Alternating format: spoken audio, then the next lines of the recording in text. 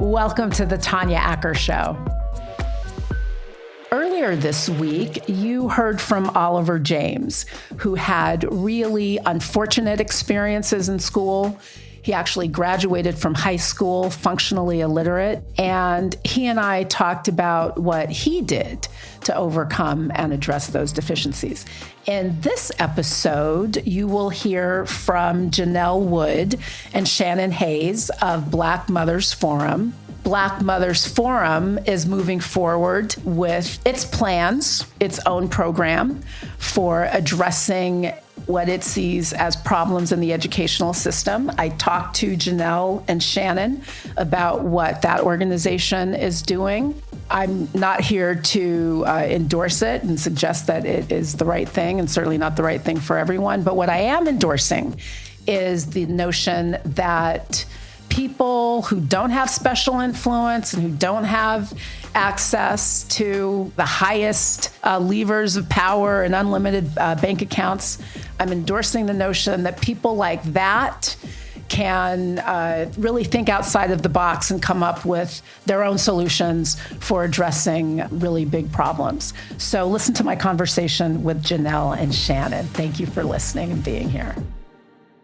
Welcome to the podcast, Janelle Wood and Shannon Hayes. Janelle is the founder of Black Mothers Forum. Shannon Hayes runs operations for that nonprofit. Black Mothers Forum was founded to break the school to prison pipeline. I understand you run 10 micro schools, all of which are based in Arizona. I want to know everything about all of it. But first, welcome, ladies. Thank you for being here. Thank you so much, Tanya, for having us today. Thank you.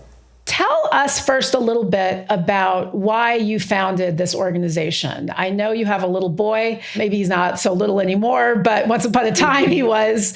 And he is really what motivated you. His experience is what motivated you to start Black Mothers Forum. Tell us a little bit about that. Tanya, thank you so much. My experiences, I didn't realize at the time what was going on.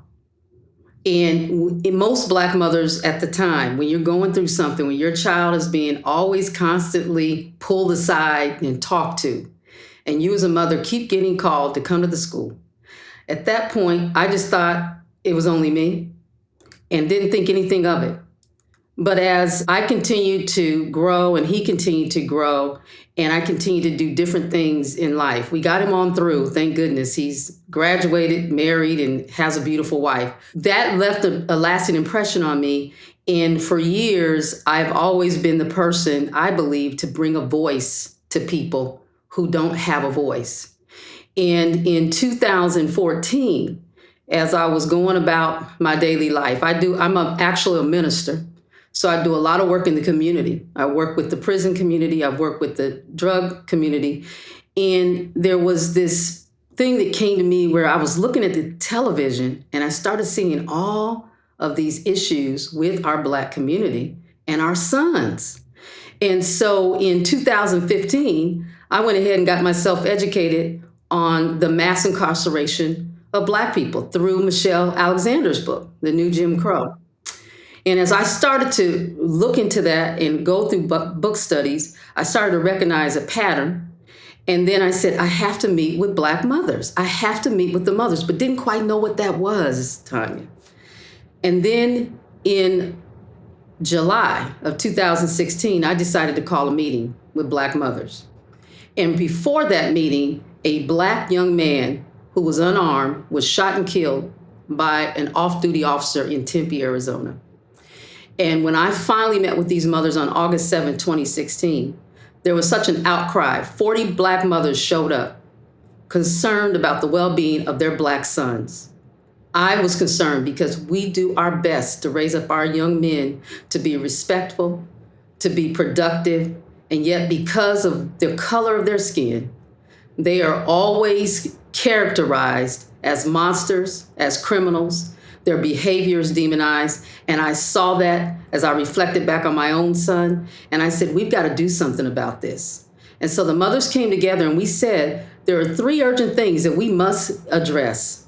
Number 1, keeping our children safe from these systems that continually adversely impact them just based on their color and their mannerisms, dealing with the school to prison pipeline, and dealing with post-traumatic stress disorder.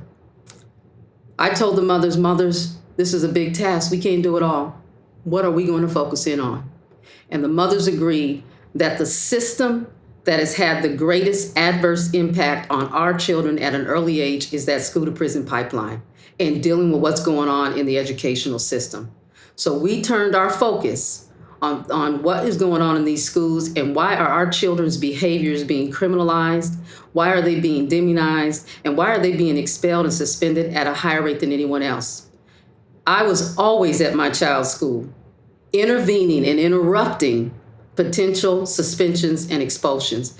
And that's because I was blessed to have a job that I could leave and flex in and out of to get to the school. But so many of our Black mothers and so many of our parents have to work during the day that they don't get the opportunity to be at the school and to be there to interrupt some of these consequences in disciplinary practices that they are inflicting on our children. And they're frequent, they're punitive, and they're over minor infractions. And so when we started digging into this a little bit more, we recognized a pattern. It's called disproportionate disciplinary practices that we were seeing with our Black students, especially our Black male students, in predominantly most of our public charter schools. I don't know if this is going on across the nation, but I know it's going on here. And I've heard from other states that it's going on there as well. There's also a lot of data that indicates that young Black people, Black kids, Black children are often perceived as older and treated as older by disciplinary authorities. Shannon, has that been your experience? Are you a mother? Do you have a child who lived through some of this in the educational system? Absolutely. My son is my oldest child. He is 31. But growing up in Arizona and going through the school system, a lot of what Janelle experienced is what I experienced with him as well. And it was that he wasn't being challenged, he wasn't being understood. And so it was constant back and forth to the schools. But what we are seeing with the families that we serve is that our Black boys, our sons, are looked at as older than what they actually are. It seems that they start to get scary to the powers that be around age 8, and they're looked at as older than what their little bodies even show. They're just considered a threat. So that is what we're seeing. How does one go from having children in this system and you're watching this disproportionate discipline happening? How do you go from that point to, you know what? I'm going to start a micro school. And first, Janelle, explain, if you would, what is a micro school and how do these micro schools that Black Mothers Forum is operating work? So how did we go to there? We've been doing this for about the past 7 years. One day it dawned on me, we can keep going in one case at a time, dealing with school boards, dealing with superintendents, dealing with principals, and we're going to wear ourselves out, pointing out to them how their policies are in conflict with their practices. It came to me one day, I said, you know what? In 2019, I said, we can't keep at this pace. We don't have the manpower or the wherewithal to keep at this pace. And because we keep asking them to set up safe and supportive learning environments, and they keep telling us, well, we're getting equity training, Ms. Wood. We're getting diversity and equity and inclusion directors, Ms. Wood. We're doing all these things. We're doing implicit bias training, Ms. Wood. And it dawned on me, by the time you all get your minds shifted and your practices changed, there's going to be a whole nother generation of students go through who have been traumatized and who have lacked and been excluded from a good education because they've been suspended. So we decided we need to look for something else. So I said, okay, let's look at a charter school. Couldn't afford that. That takes too long. We need an in the meantime, right now solution. We looked at homeschool. Well, many of our Black parents can't do homeschools because they got to work. So then in 2019, our former executive director at that time, Deborah Colbert Green, she came across a group called Prenda. And she came across these things called microschools. And she said, Janelle, why don't you take a look at these? And so I decided to take a look at them in 2019, towards the end of 2019. But then guess what happened? 2020. 2020 hit, and I got a chance now to sit down, go through the training. I became a learning guide. I went through the training on how to set up a micro school. Gave me time to do that. And it also gave us time to not have to keep running back and forth to those schools to keep our children out of trouble because they were at home now. So we had a break. So with that, I got a chance to learn what is a micro school. A micro school is not a mini version of the traditional school setting. A micro school is a smaller learning environment where parents, as students, and even educators who want to be involved in this come together and they create a learning environment that creates a safe space for our children to be who they are created to be, as well as guide them through their learning process at their pace, without shame, without judgment, and teaching them not only how to learn, but to be able to manage themselves. And so when we started with Prenda's concept was one adult to 10 students. Well, we recognized quickly, Tanya, that many of our children, when we brought them in 2021 is when we started our micro schools, January 2021, we started with 13 students. We had 2 micro schools because a micro school is 5 to 10 students. And it takes place within the larger school setting? No, they can be anywhere. So the way Prenda had it set up was in people's homes. Oh, okay. Because remember, schools, at least here, were still shut down. And so we ended up renting a space in a nonprofit, and they let us have 2 rooms. And we had rooms that were 800 to 900 square feet rooms, so the children had space because remember, COVID was going on and we were trying to keep spacing and all of that. We started to recognize that a smaller learning environment is what our children desperately needed. We knew, and we've told everyone, Black mothers are the experts on what's best for their children. In a discussion, right? We know what we want and we know what our children need. And so no one was listening to us. But now with the micro schools, we now got a chance to demonstrate that we know what's best for our children. And guess what, Tanya? Our children are growing. We saw a significant increase in their academics in 4 months. Our children who came to us in January 2021, and Shannon's baby was one of them.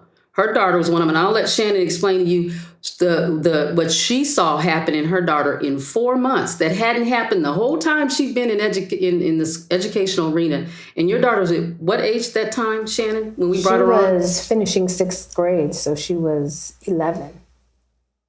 So I would love to hear, Shannon, I would love to hear both about what happened during those 4 months, those first 4 months of your daughter's experience. And then also, since you're head of operations, explain like how they work. Do they track traditional school grades? Is there testing at the end of a grade? Like how do are the kids challenged to stay up to grade level? Do they exceed it? Or do they even exceed it? Explain just a little bit. I want to hear about your daughter, and then I want to hear about how they work in practice. Absolutely.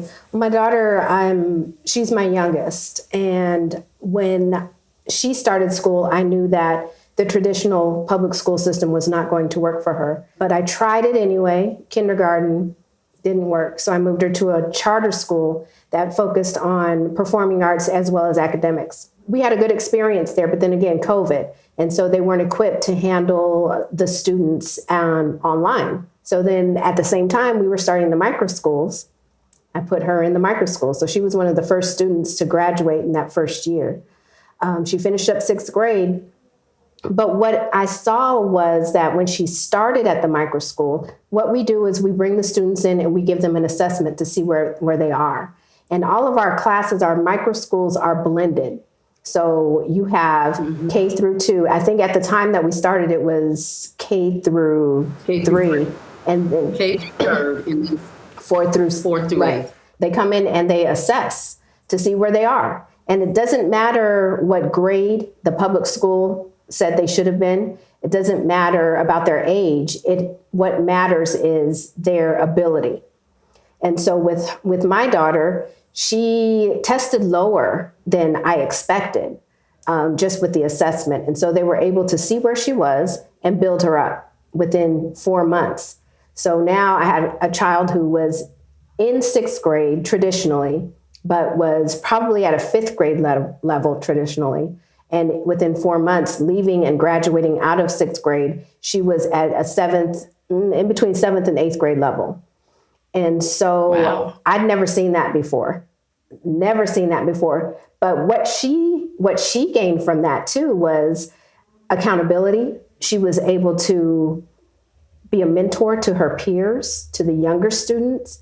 She learned to advocate for herself as well as others. In this small communal setting. I liken it to the old time schoolhouse. Back in the day, we weren't able to go to school. We had to bring the community together, and we taught our children.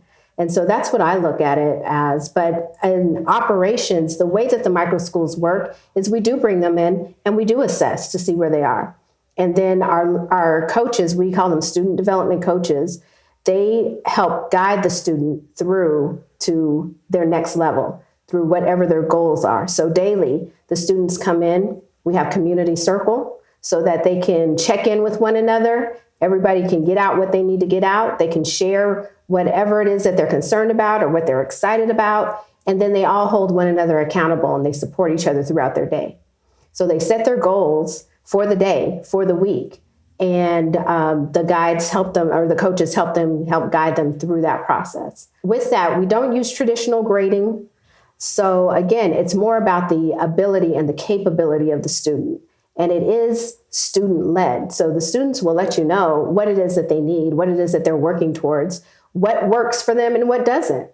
We work on their learning love languages, communication styles, learning styles, so that they inherently know who they are and they have the autonomy to be who they're supposed to be. And we continue to help them grow through that process. Shannon, you nailed it. And it brings me to one of our little babies. He was 5 years old. And let me just tell you this, Tanya, I tried to be the coach. What I found out when I started this is not Miss Janelle's calling. The little people. Love the little people, just not my calling. But I worked with them for 6 to 8 weeks. They could not wait till they got me out of the room. They're like, please find somebody else to replace her. And we did. But anyway, this little young man, he was so smart. And because he was so smart, he had been suspended by kindergarten 2 times. He was exercising his voice. He was intimidating people with his questions. And they said, like what we said, like you said, they always treat our children as older than what they are. He was only 5. We teach our children to ask questions to get an understanding. We've always said that. If you don't understand something, baby, get an understanding. And that's all he was doing. And he was challenging them because they didn't know how to respond. So this same child comes to us. His mother put him in. She just started homeschooling him because she was like, I don't think he'll ever be able to go to school. She puts him in the micro school and she says, Miss Janelle, they called me all the time. So I'm on, standby. If you need me, just call me. And I know he's going to do blah, blah, blah. Well, he did blah, blah, blah. But the difference is that we responded differently. And what I did is this is what helped us develop our discipline, our correction model that we use now. Our connection model is called connect and redirect. That's how it started. He was the reason why I started it, because he was having a moment. And what I did was I got down on his level and I looked him in the eye, those little cute little 5-year-old eyes. And I said, tell me what is going on? What's wrong? And he couldn't focus. I said, I need you to look me in the eye and tell me what's going on. And you know what he told me, Tanya? Because he knows. I have too much energy and I just need to run this He said off. that. That's what he told me. I just need to run this off. And I said, okay, so if I take you outside and we run, are you going to be all right? He said, I think so. I said, okay. So we got up and we left the room and I let him run. And he ran and I checked in on him. I said, are you okay? You about done? And he said, I think I got one more in me. I said, okay, run another lap. He ran another lap. Came back in. I said, we ready to get ourselves? He said, I'm ready. He came back in. He said he was hungry, gave him a snack. And I looked him in the eye and I told him, I said, you know what?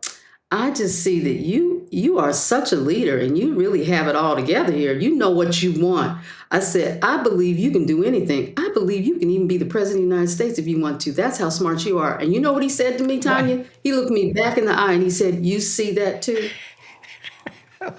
I love this. Our children know. And unfortunately, the system has beat that out of them, so to speak, has shamed it out of them, and it has made them to the point where they question and doubt their true power. And the micro schools have said, here you go. We're giving you back. Here's your power. This is who you really are. Here's your voice. We're going to teach you how to use it in a way that gets you where you need to be. Because we see you, and that's where our children have been missing, someone seeing them. And we see them in the micro schools. They feel seen. They feel heard. And that's the big difference. And that makes all the difference in the world for anybody, Tanya. When someone sees you and they hear you, you can fly. That emotional connection is important. And I would imagine, especially for younger people, it's an important part of their kind of learning how to interact and engage with people in a healthy way. What about the 2 + 2 is 4? We're learning algebra, science, English. Like, what about the sort of black letter basics, as it were? Yeah, the rigor. The rigor. So that part is called conquer time. And so they get an opportunity. So their day it moves, it flows. So they know their day. We start off with community circle time. This is where we check in. How you doing? How was last night? What are we going to do today? Making sure everyone gets a chance to share how we're doing. So we can go on and set our goals. What are we going to do today? You had a goal. You're going to do how much math? Where are you going to be? Each child, again, personalized development. Where are they at in their math track? Where are they at in reading? Because reading comprehension is huge for me. I want to make sure our children can read above grade level.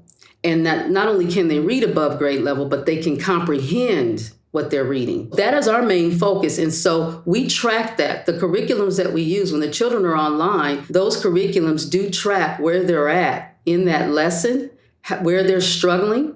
And that's where the coach comes in and they're able to then give them that additional assistance that they need, because we've been seeing that you're struggling with this area. You keep going around this same mulberry bush, so something's up. And we can see that online. So the coaches have access to that. That's how they track where the child is in their development with reading, with math.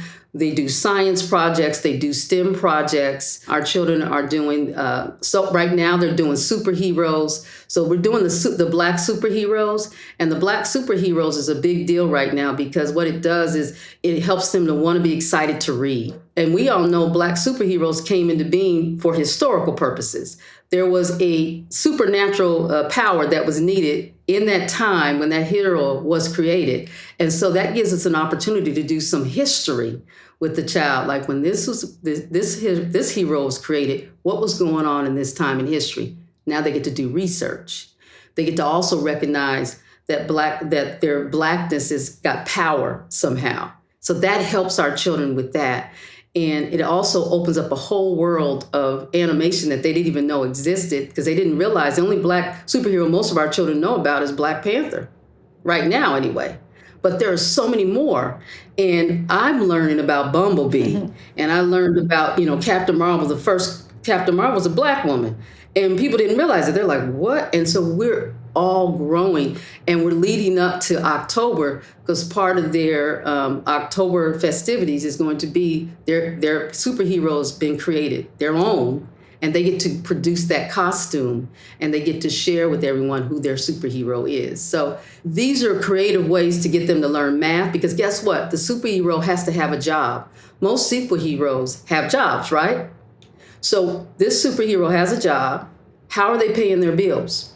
Right? So we talk to them about financial literacy. That's a creative way to do financial literacy, a way to get them to read, because comic books are fun to read. So we're getting them to read. We're getting them to get engaged in math, financial literacy. It's just creative, innovative ways to make it relevant so that they'll want to do it, and that we re-engage a love of learning that these children, for some reason, they lost it because of how they were oriented into the educational system. I actually got chills, Janelle, when you were talking about reading, because I interviewed someone on the podcast, Oliver James, who went through 12 years of schooling and graduated functionally illiterate. And his story is a great message and a motivator for so many people. But it's also a reminder about what's not happening in schools for so many kids. Another thing that I also want to talk to the two of you about, and it is about the role of discipline, because some of what I've seen in some of these other schools where there are too many kids in a class, where there are teachers who don't have the resources that they need, and I'm not trying to lay blame with anybody. I'm just talking about what is.